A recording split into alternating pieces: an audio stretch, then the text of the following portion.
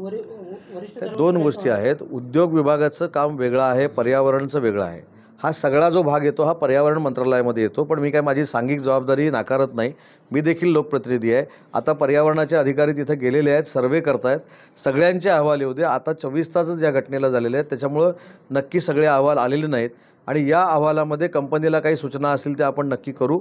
आणि कधीतरी कंपनीच्या मालकाने देखील इथं आलं पाहिजे आणि कंपनीच्या मालकाने देखील जनतेला ॲश्युरन्स दिला पाहिजे की आमची जी लोकं काम करतात, कारण मी ज्यावेळी त्यांच्याशी चर्चा करतो त्यावेळी ते मला असं सांगतात की हे जे काय घडतं ते आम्हाला अधिकारी सांगतच नाहीत.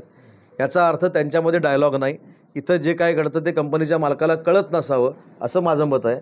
आणि कळलं किंवा कळलं नाही तरी त्यांनी रत्नागिरीमध्ये येऊन तिथल्या जनतेशी डायलॉग करावा असं माझं स्पष्ट मत आहे. देखभाल काम चालू असताना वास्तविक तिथं टेक्निशियन किंवा तज्ञ त्या ठिकाणी आवश्यक होतं. तो नसल्यामुळे सुद्धा ही परिस्थिती ओढवली. नाही, आता ह्याच सगळ्या गोष्टीचा सर्वे ते करतील, त्याच्यामध्ये माहिती काढतील. पोलीस केस देखील आपण आज दाखल करायचा निर्णय घेतला आहे. त्याच्यातनं पोलीस तपास देखील होईल.